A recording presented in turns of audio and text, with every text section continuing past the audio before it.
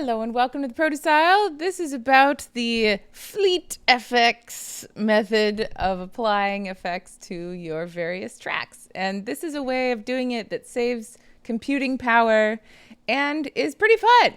You just get a better handle on routing, I think, doing it this way.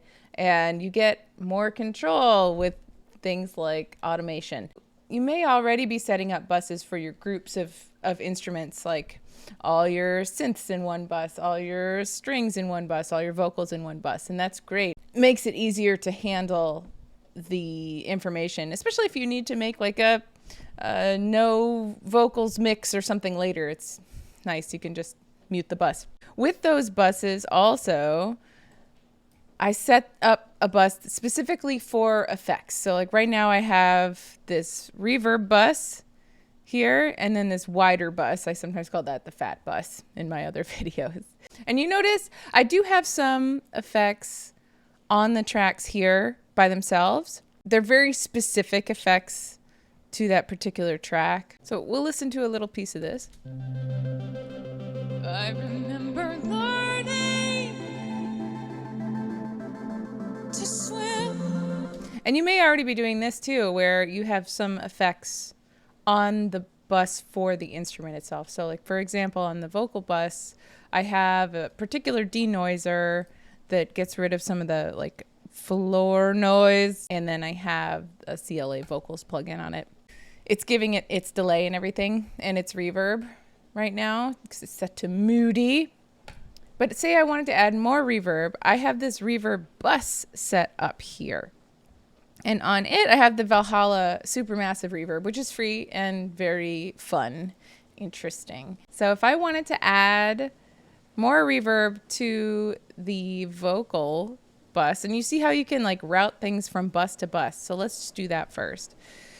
I hit this little plus button and set up a send. And we're going to send to the reverb bus. Let's listen to it now. I remember learning to swim. And I have lots more. I have a lot of control over how much reverb that gets. If I just want like a little bit of reverb, a little bit of. Ooh, I need to set this up to 100% wet. That's an important thing for doing effects this way with the bus.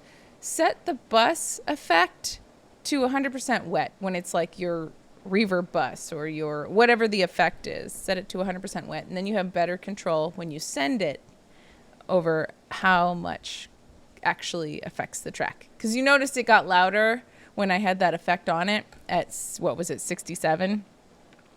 Because that means that other percentage is dry, and that's just going to come out as extra decibels that you don't need. And then you get more flexibility here too.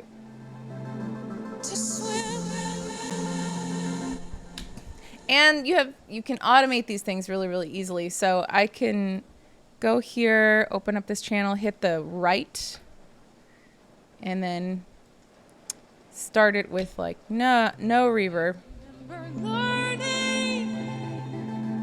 And then turn it up.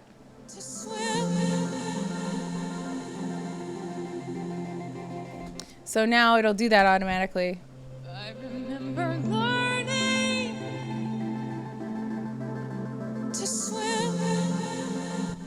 And then over here I have the reverb sent over to some of the other instruments that I've got going. So I could add even more reverb to that.